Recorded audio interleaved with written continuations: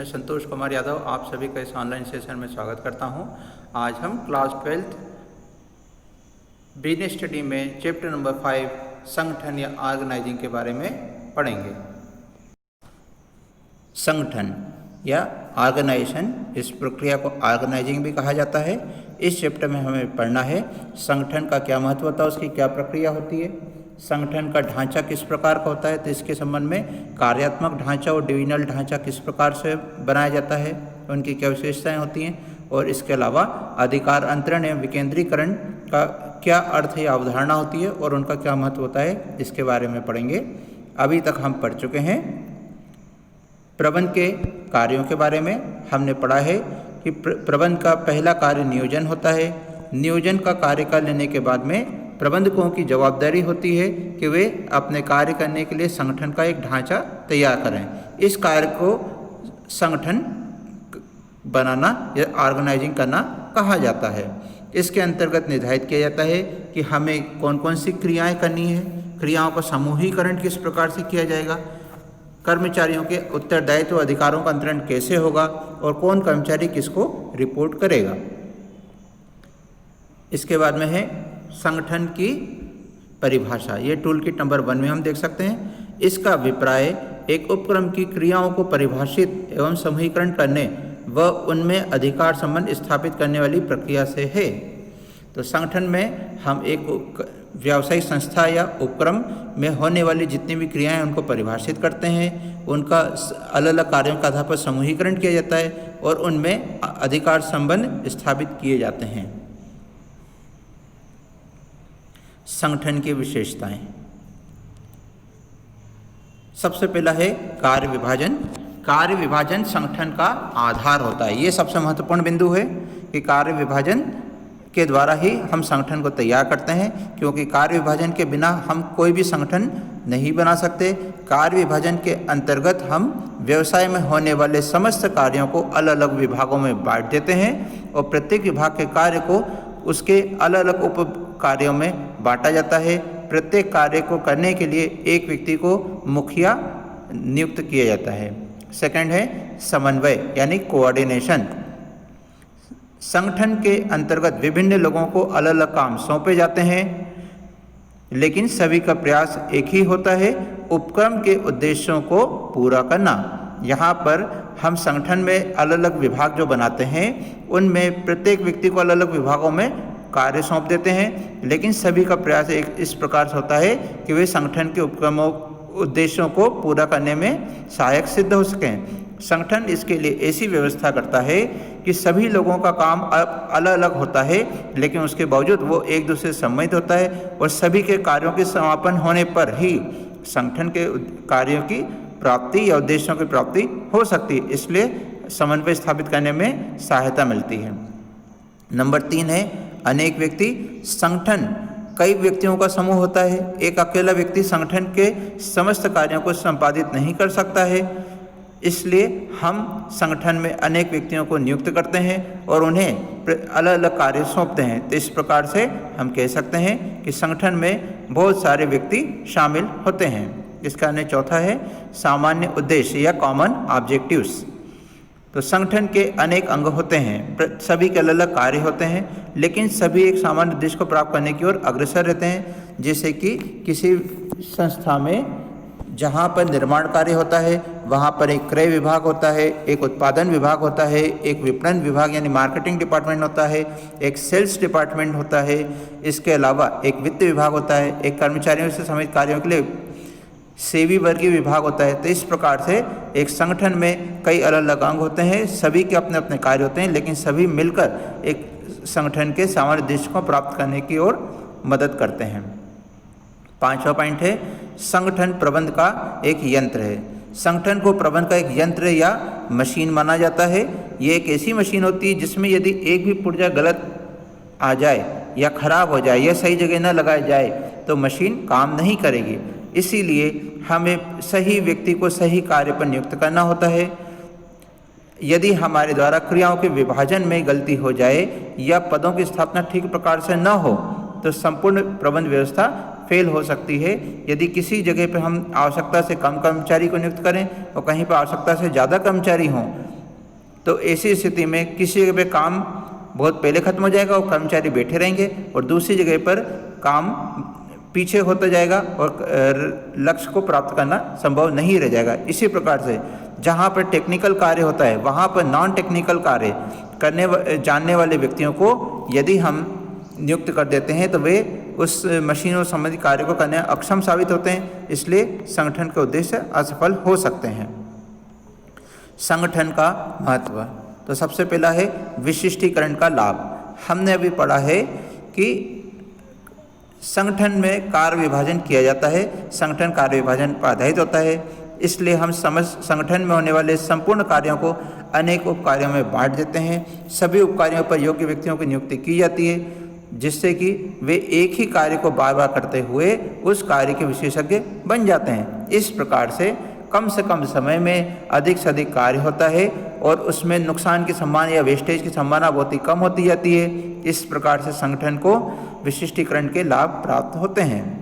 दूसरा है कार्य संबंधों में स्पष्टता, तो संगठन कर्मचारियों के मध्य होने वाले कार्यों को स्पष्ट करता है, किस व्यक्ति का क्या कार्य होगा, कौन सा कर्मचारी किस कर्मचारी अधिकारी को रिपोर्ट करेगा, ये सभी स्पष्ट रूप से उसमें निर्धारित किया जाता है। इस प्रकार से संदेश वाहन प्रभावी होता है और जब कार्य वितरण स्पष्ट होता है तो कार्यों की असफलता के लिए उत्तरदायित्वों का निर्धारण करने में भी सहायता मिलती है। इसका तीसरा पॉइंट है संसाधनों का अनुकूलतम उपयोग। एक संगठन की प्रक्रिया के अंतर्गत हम संगठन में होने वाले समस्त कार्यों को अनेक छोटी छोटी क्रियाओं में बांट देते हैं। प्रत्येक क्रिया को करने के लिए एक अलग कर्मचारी होता है। ऐसा करने से न तो कोई क्रिया करने से छूटती है और न ही किसी कार्य को अनावश्यक रूप से हम एक से अधिक बार करते हैं। इससे हमारे संगठन में उपलब्ध समस्त संसाधन जैसे कि माल, मशीन, वित्त और मानव शक्ति आदि का अनुकूलतम उपयोग होता है। इस प्रकार से कार्यों को बांटने से किसी भी प्रक्रिया के छूटने की संभावना खत्म होती है और दोहराव भी समाप्त होता है। इसका चौथा पॉइंट है परिवर्तन में सुविधा। संगठन प्रक्रिया एक संस्था को इस योग्य बना देती है कि वह कर्मचारियों के पद से संबंधित किसी भी परिवर्तन को आसानी से सहन कर लेती है।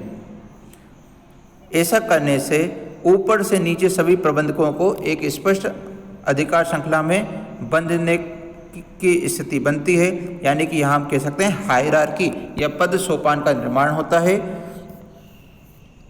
जब भी कोई प्रबंधकीय पद रिक्त होता है तो हम उसकी पूर्ति पदोन्नति के द्वारा कर लेते हैं, क्योंकि प्रत्येक अधीनस्थ कर्मचारी अपने बॉस के कार्यों के करने के तरीके से उसकी पद्धति से देख कर सीख चुका होता है, समझ जाता है, भली भांति परिचित होता है। इसलिए उन्हें उस अधिकारी के पद रिक्त करने पर नए कार्य को करने में असुविधा का सामना नहीं करना पड़ता। तो इस प्रकार से हम एक कर्मचारी को एक विभाग में जब लगातार कार्य सौंपते हैं तो वह अपने बॉस के कार्य करने के तरीके को देखकर सीखकर सारी प्रक्रियाओं को समझना सीख जाते हैं। तो इस प्रकार से हमारे किसी अधिकारी के नौकरी छोड़ के जाने पर या उसकी पदोन्नति हो जाने पर हम अपने पास उपलब्ध कर्मचारियों से ही उनकी पदोन्नति द्वारा रिक्त पद को भर लेते हैं और हमारे कार्यों की व्यवस्था सुचारू रूप से बनी रहती है।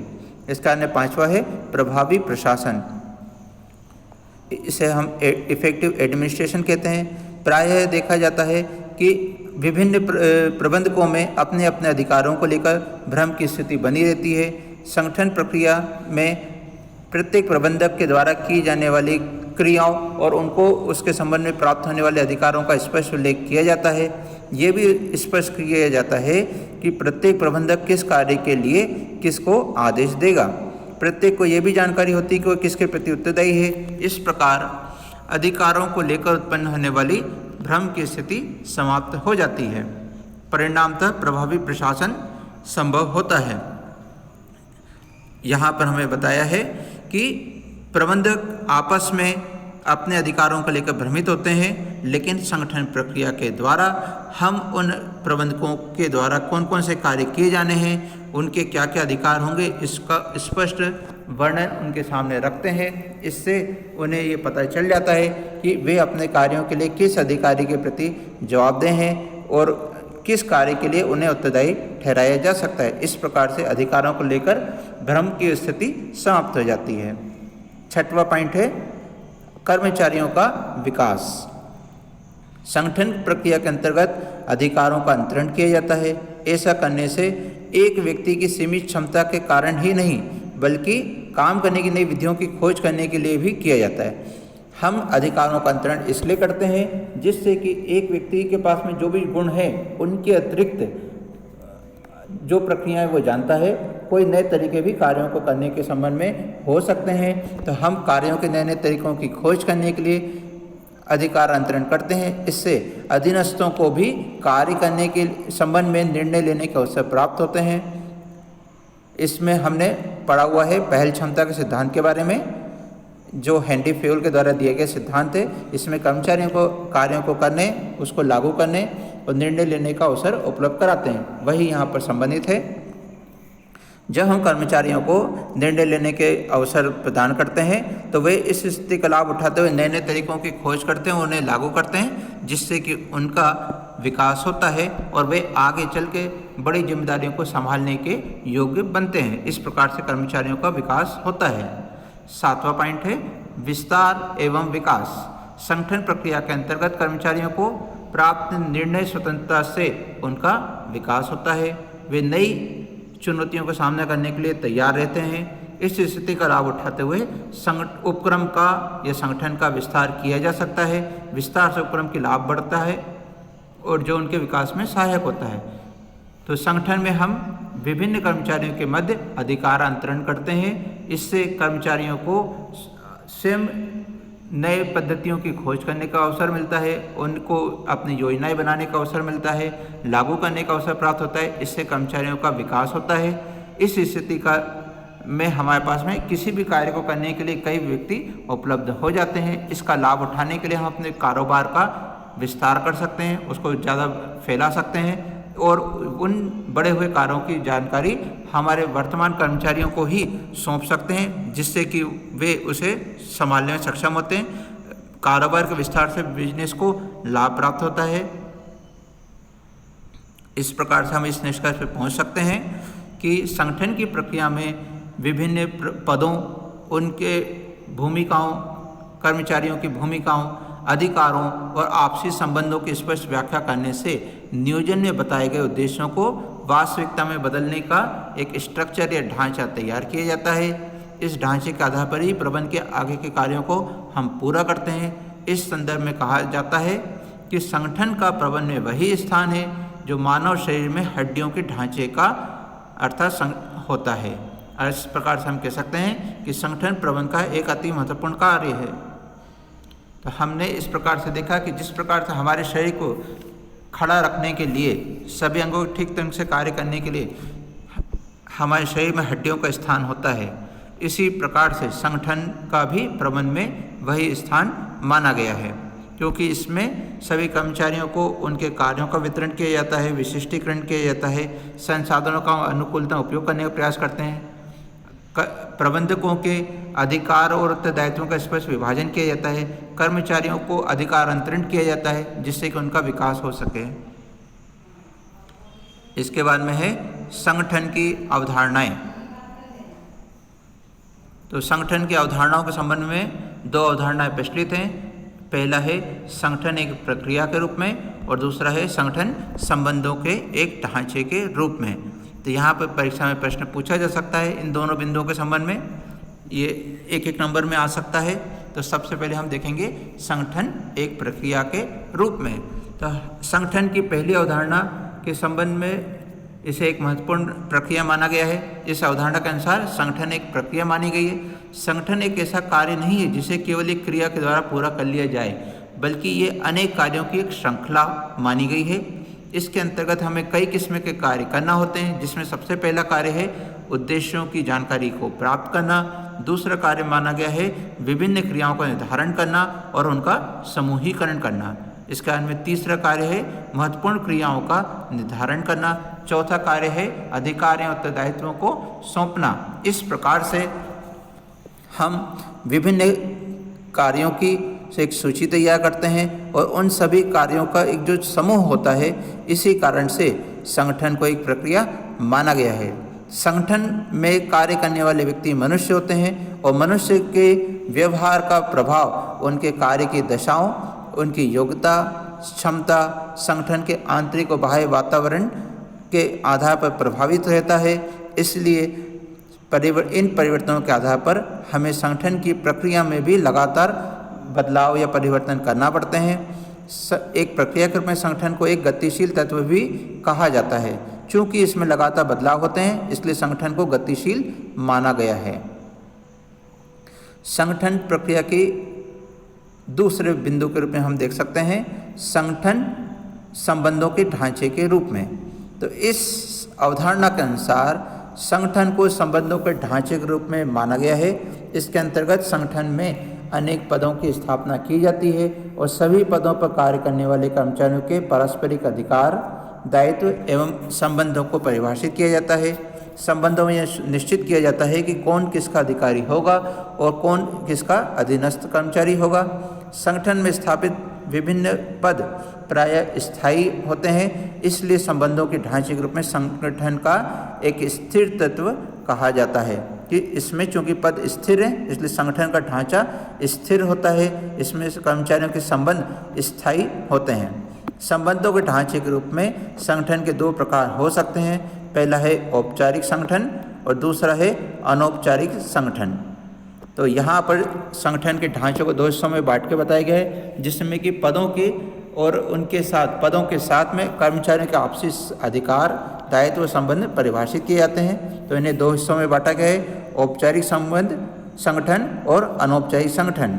इनके संबंध में विस्तार से वर्णन आगे के बिंदुओं में दिया गया है।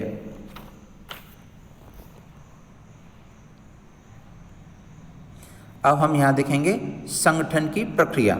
संगठन किस प्रकार से बनाया जाता है, उसमें क्या क्या कार्य किए जाते हैं। हमने अभी पढ़ा था कि संगठन एक प्रक्रिया होती है। प्रक्रिया के अंतर्गत हम उद्देश्यों की जानकारी प्राप्त करते हैं और उनकी विभिन्न क्रियाओं का निर्धारण और समूहीकरण करते हैं। तो ये कार्य किस प्रकार से कहते हैं, इसे संगठन की प्रक्रिया कहा जाता है। तो इसमें हम जिन बिंदुओं का उपयोग करते हैं वो इस प्रकार से हैं कि पहला है कार्य की पहचान एवं विभाजन करना, इसे हम identification and division of work कहते हैं। दूसरा है विभागीकरण या डिपार्टमेंटलाइजेशन करना और तीसरा है काम को सौंपना या असाइनमेंट ऑफ ड्यूटीज़। चौथा इसमें भाग माना गया है सूचनाएं प्रेषित करने के लिए संबंधों का स्थापित करना। तो पहला पॉइंट है इसमें कार्य की पहचान एवं विभाजन। तो संगठन प्रक्रिया का पहला चरण कार्य की पहचान एवं बंटवारा करना माना गया है। इसमें हम किसी संगठन में कितने कार्य किए जाएंगे उन कुल कामों की एक सूची तैयार करते हैं।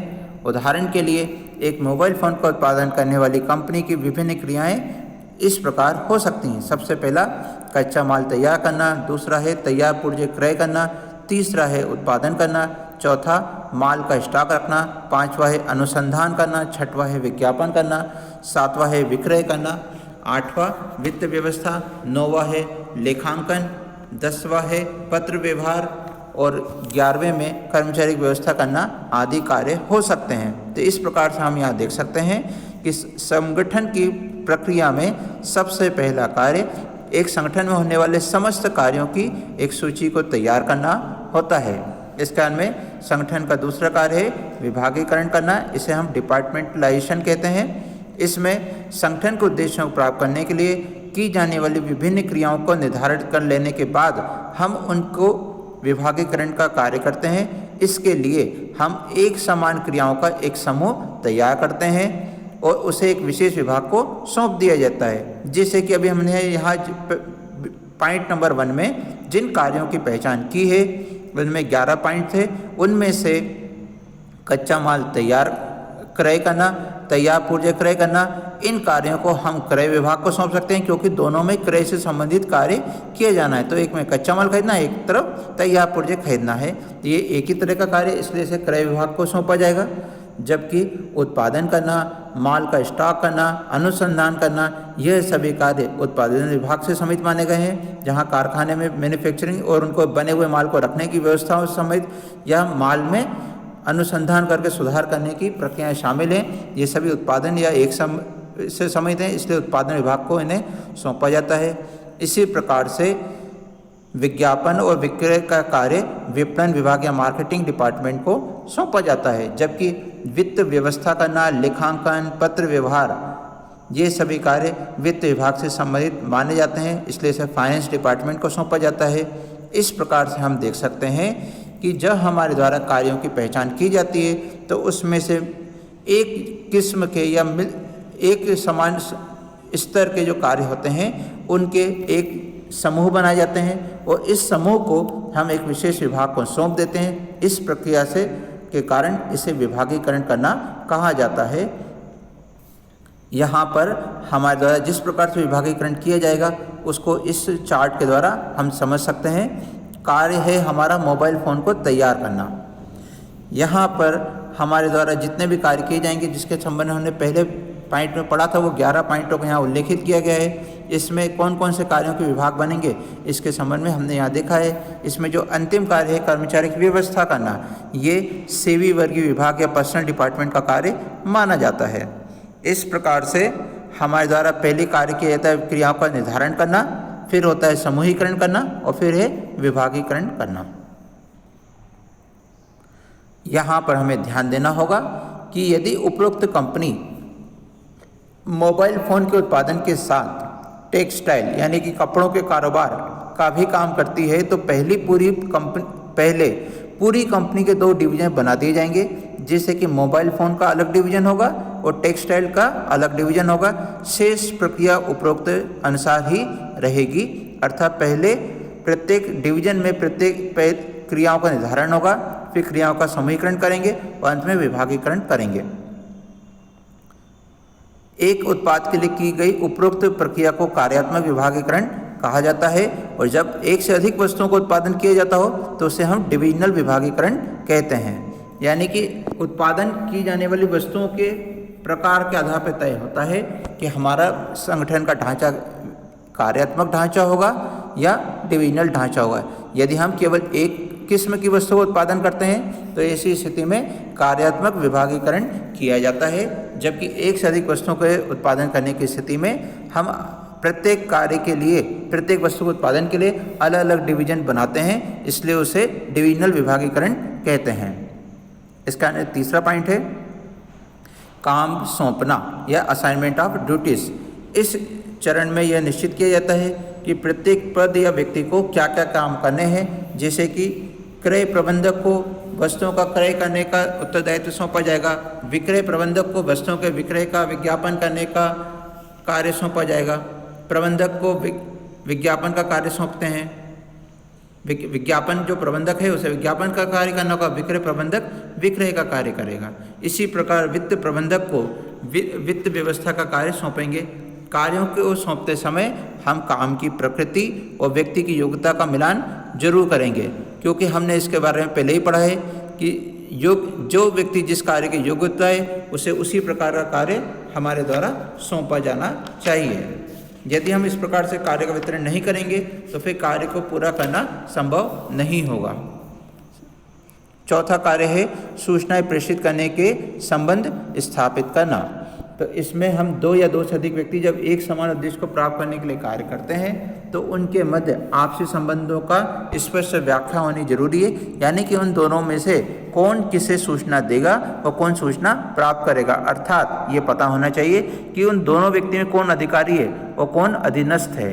अधीनस्थ को हम कर्मचारी या सबोर्डिनेट कहते हैं और अधिकारी को सुपीरियर कहा जाता है। उदाहरण के लिए एक क्रय विभाग में काम करने वाले सभी व्यक्तियों का अधिकारी क्रय प्रबंधक होगा। यहाँ पर स्पष्ट होता है कि जिस विभाग से संबंधित कार्य होता है उस विभाग का जो प्रबंधक है वही उनका अधिकारी होता है। उस विभाग में काम करने वाले सभी कर्मचारी उसी से आदेश प्राप्त करते हैं और उसी के प्रति उत्तरदायी होते हैं। इसके बाद में हम देखेंगे औपचारिक एवं अनौपचारिक संगठन। तो यहाँ पर हमने पढ़ा है कि संगठन का ढांचा औपचारिक एवं अनौपचारिक हो सकता है, अर्थात संगठन में कार्य करने वाले सभी व्यक्तियों के मध्य 2 प्रकार के संबंध हो सकते हैं। पहला, वे जो निश्चित होते हैं और जिनको पहले से ही परिभाषित किया गया है, वे औपचारिक संगठन होते हैं, और दूसरे वे होते हैं जो अनिश्चित होते हैं, इनकी कोई परिभाषा नहीं होती, वे अनौपचारिक होते हैं। तो सबसे पहले हम औपचारिक संगठन के संबंध में पढ़ेंगे। ऐसा संगठन जिसके अंतर्गत संस्था में कार्यरत व्यक्तियों के उत्तरदायित्वों, अधिकारों और पारस्परिक संबंध को स्पष्ट परिभाषित किया जाता है, वो औपचारिक संगठन कहलाता है।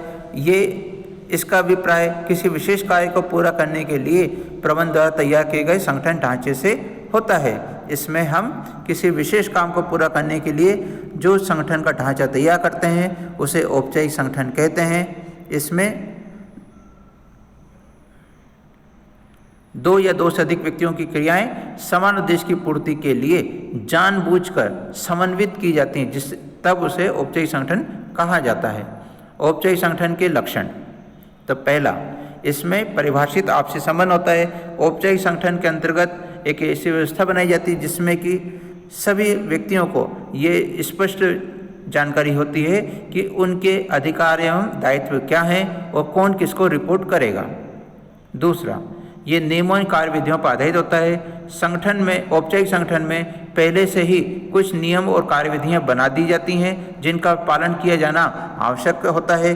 इनके द्वारा नियोजन में निर्धारित उद्देश्यों को प्राप्त करने में सरलता होती है। तीसरा है, ये कार्य विभाजन पर आधारित होता है। चूँकि औपचारिक संगठन का मुख्य आधार कार्य विभाजन ही है, इसलिए इसमें सभी प्रयास एक दूसरे से संबंधित होते हैं। चौथा है, ये जानबूझकर स्थापित किया जाता है, जैसे कि अभी हमने परिभाषा में भी पढ़ा कि संगठन के उद्देश्यों को सरलतापूर्वक प्राप्त करने के लिए संगठन का निर्माण किया जाता है, इसलिए इसे जानबूझकर स्थापित किया गया माना जाता है। पांचवा, यह अव्यक्तिगत होता है। इसके अंतर्गत औपचारिक संगठन में कार्य करने वाले व्यक्तियों को व्यक्तिगत भावनाओं को अनदेखा करके कठोर अनुशासन का पालन करने की बात कही जाती है। इसके अंतर्गत व्यक्ति के स्थान पर केवल उसके कार्य को महत्व दिया जाता है। और छठवां, यह अधिक अस्थिर होता है, यह स्थायी होता है। इसमें व्यक्तियों की आवश्यकताएं पर इच्छाओं के अनुसार परिवर्तन नहीं किया जाता है, इसलिए इसे स्थिर माना जाता है। औपचारिक संगठन के लाभ, उत्तरदायित्व निर्धारण में आसानी। औपचारिक संगठन में सबसे पहले लाभ यही है कि इसमें सभी कर्मचारियों के अधिकार और उत्तरदायित्व पहले से ही निर्धारित कर दिए जाते हैं। इस कारण से किसी भी प्रकार की कमी के लिए अकुशल जिम्मेदार व्यक्ति को तुरंत पकड़ा जा सकता है और अकुशल कर्मचारी इससे जब अपने कार्य को नहीं कर पाते हैं तो उनको आसानी से पकड़ा जा सकता है और उन्हें उनके लापरवाही या अकुशलता के लिए उत्तरदायी ठहराया जा सकता है। दूसरा है, कार्यों का दोहराव नहीं होता है।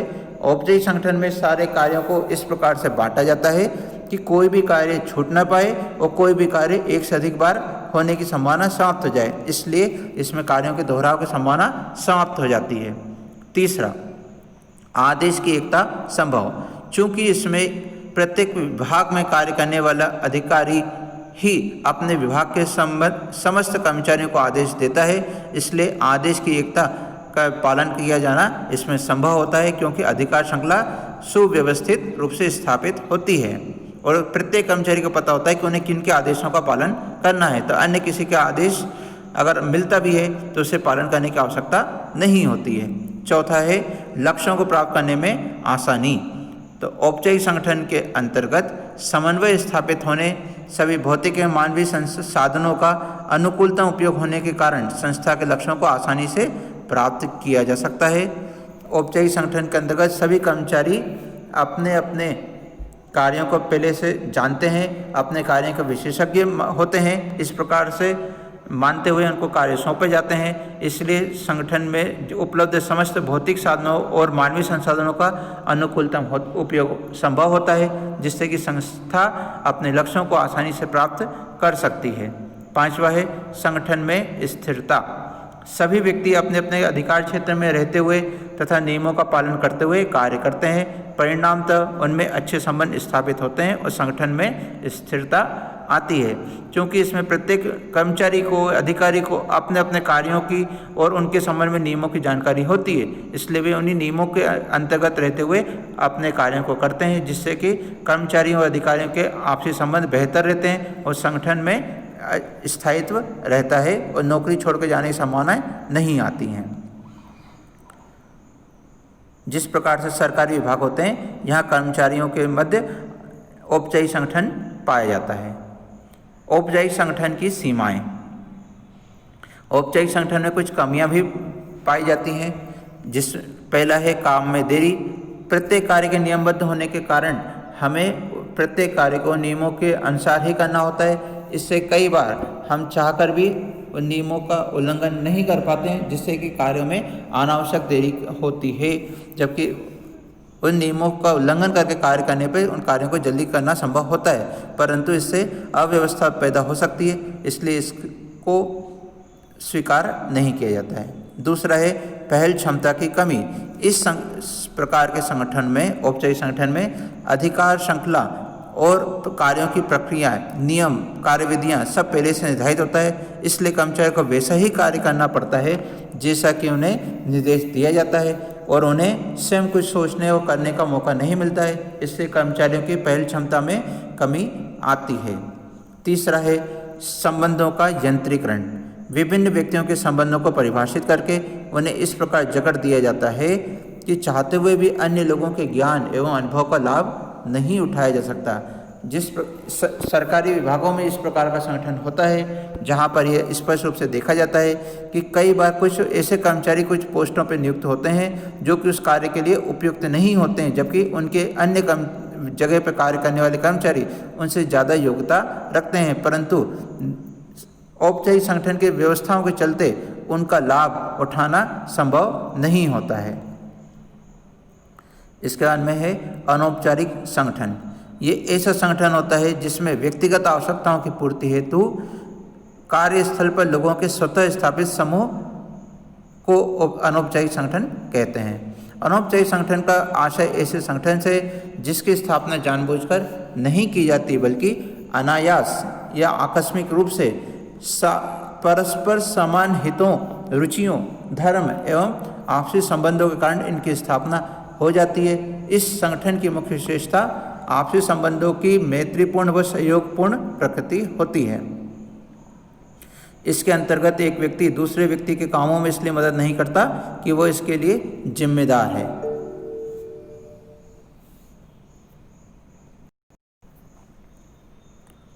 बल्कि वो इसलिए कार्य करता है कि उसकी वो निजी इच्छा व पसंद से सम्मिलित होता है। उदाहरण के लिए औपचारिक संगठन के अंतर्गत क्रय विभाग का पर्यवेक्षक अपने कार्य संबंधी किसी समस्या के लिए केवल क्रय विभाग के प्रबंधक से ही सलाह लेने के लिए बाध्य होता है, लेकिन अनौपचारिक संगठन में ये सलाह वह अपने विभाग के प्रबंधक या पर्यवेक्षक से ली जा सकती है। किसी भी अन्य विभाग के पर्यवेक्षक से हम सलाह ले सकते हैं।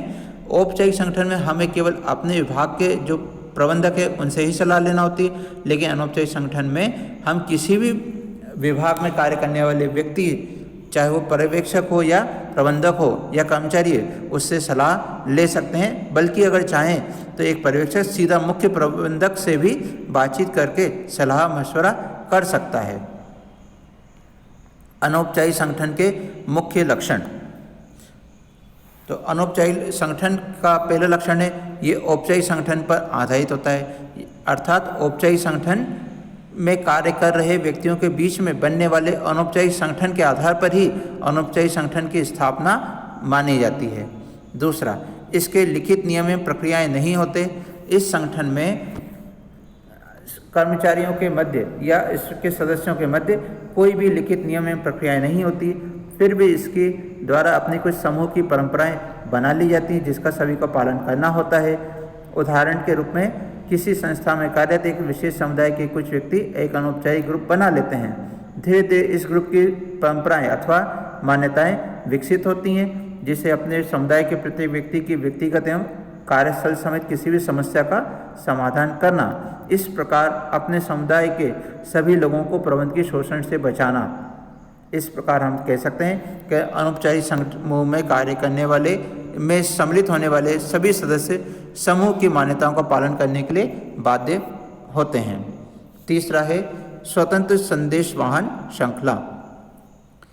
अनौपचारिक संगठन में विभिन्न व्यक्तियों के मध्य आपसी संबंधों की हम परिभाषा नहीं दे सकते, क्योंकि एक निम्नतम स्तर का व्यक्ति भी उच्चतम स्तर के व्यक्ति के साथ सीधा संबंध रख सकता है। इसमें संदेश वाहन के प्रभाव को स्पष्ट नहीं किया जाता। चौथा है ये जानबूझकर स्थापित नहीं किया जाता है। अनौपचारिक संगठन की स्थापना जानबूझकर नहीं की जाती, बल्कि ये जो भी व्यक्ति आपसी विचारों में, संबंधों में एक समान भावनाएं रखते हैं, वे उन लोगों के मध्य ये स्वतः ही स्थापित हो जाता है। 5वां है संगठन चार्ट पर कोई स्थान नहीं। जैसे कि हमने पढ़ा है कि औपचारिक संगठन में अधिकारियों कर्मचारियों का एक क्रम होता है, पद सोपान होता है। उसी प्रकार से अनौपचारिक संगठन में कोई संगठन चार्ट नहीं होता है।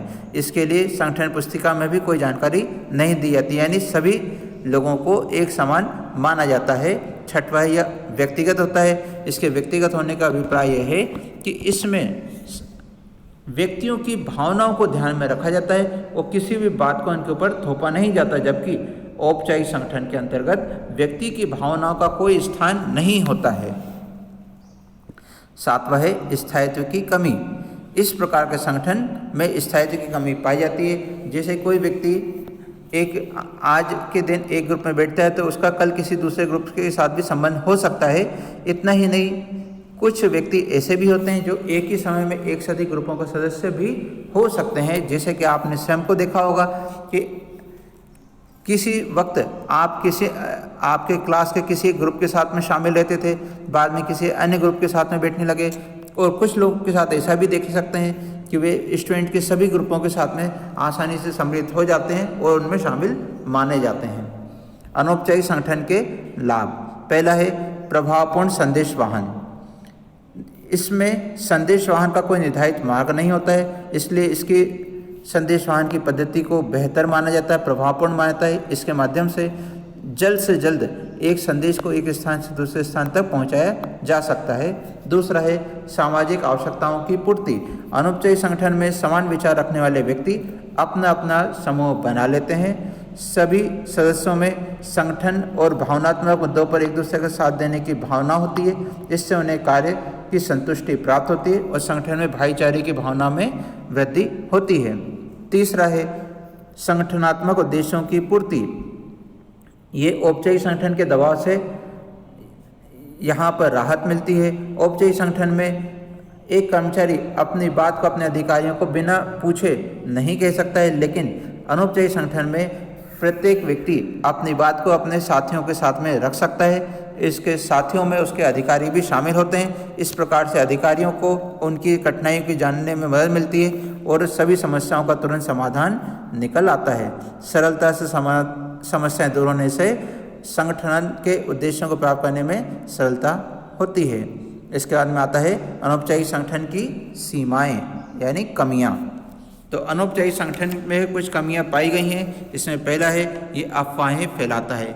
चूँकि हमने अभी पढ़ा है कि इसमें संदेश वाहन का कोई क्रम नहीं होता है, इसलिए सभी व्यक्ति आपस में बातचीत करते समय कम सावधानी रखते हैं, जिससे कि अफवाहें फैलने का या गलत बातें फैलने का आशंका बनी रहती है, जिसके कि भयंकर परिणाम भी हो सकते हैं। दूसरा, ये परिवर्तन का विरोध करता है। इस प्रकार के संगठनों में पुरानी पद्धति को ही लागू रखने पर जोर दिया जाता है, इसलिए ये परिवर्तनों का विरोध करने वाला संगठन माना गया है और इसमें नए विचारों को महत्व नहीं दिया जाता। तीसरा है समूह की परंपराओं का दबाव। इस प्रकार के संगठन में प्रत्येक संगठन अपने कुछ समूह की परंपराओं का निर्धारण कर लेते हैं और अन्य सदस्यों को जो बाद में इसमें शामिल होते हैं उन पर इन परंपराओं का पालन करने का दबाव रहता है। और कई बार अनौपचारिक संगठन समूह में एकत्रित हुए कर्मचारी अपने लक्ष्यों से बेखबर हो जाते हैं और एक आवाज़ में अपने अधिकारियों का विरोध करने का निर्णय ले लेते हैं। ऐसी स्थिति में उत्पादकता पर विपरीत प्रभाव पड़ता है। अनौपचारिक संगठन में कई बार इस प्रकार की बातें तय कर ली जाती हैं जो संगठन के उद्देश्यों को प्रभावित करने लगती हैं, इसलिए ये एक दोष के रूप में माना जाता है।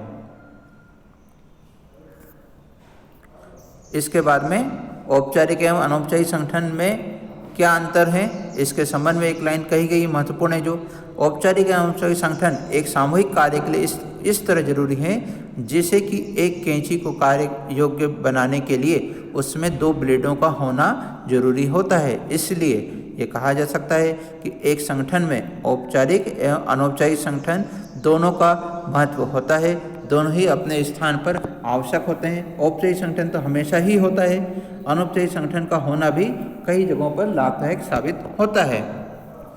इसके बाद में औपचारिक अनौपचारिक संगठन में अंतर को हम यहाँ पर देखेंगे कि यहाँ हम देख सकते हैं कि संगठन जो है उसका ढांचा किस प्रकार का होता है। इसमें एक मुख्य प्रबंधक होता है। तो संगठन में सबसे ऊपर मुख्य प्रबंधक को स्थान दिया जाता है। इसके बाद में विभिन्न विभाग होते हैं, जैसे कि क्रय विभाग का क्रय प्रबंधक, उत्पादन विभाग का उत्पादन प्रबंधक, वित्त विभाग का वित्त प्रबंधक। इनके अधीन क्रय सुपरिंटेंडेंट, उत्पादन सुपरिंटेंडेंट और वित्त सुपरिंटेंडेंट होते हैं, जो अपने अपने विभाग के प्रबंधकों के अधीन कार्य करते हैं। यहाँ पर जो हमें एरो है ये बताता है कि किस प्रकार का संबंध होना चाहिए। यहाँ पर जो मुख्य प्रबंधक है उसका सीधा संबंध क्रय प्रबंधक, उत्पादन प्रबंधक और वित्त प्रबंधक के साथ होता है। क्रय सुपरिंटेंडेंट औपचारिक संगठन में सीधे क्रय प्रबंधक के साथ ही संपर्क कर सकता है, अन्य किसी के साथ उसका संपर्क करना प्रतिबंधित है। इसी प्रकार से उत्पादन सुपरिंटेंडेंट को उत्पादन प्रबंधक से संपर्क करना होता है, वित्त सुपरिंटेंडेंट को वित्त प्रबंधक से संपर्क करना होता है और वे लोग अब मुख्य प्रबंधक से सीधे संपर्क करते हैं। आपसी संपर्क इसमें प्रतिबंधित किया गया है। लेकिन अनौपचारिक संगठन में क्रय सुपरिंटेंडेंट उत्पादन प्रबंधक के साथ भी सीधा संपर्क कर सकता है और वित्त सुपरिंटेंडेंट अगर चाहे तो मुख्य प्रबंधक से भी सीधे संपर्क कर सकता है और मुख्य प्रबंधक भी सीधे चाहे तो किसी भी कर्मचारी के साथ में सीधा संपर्क कर सकता है। यही दोनों में मूल रूप से अंतर होता है। इसके बाद में यहाँ औपचारिक और अनौपचारिक संगठन में अंतर दिए गए हैं। ये परीक्षा में कई बार पूछे गए हैं, इसलिए इनको अच्छे तरीके से तैयार करें।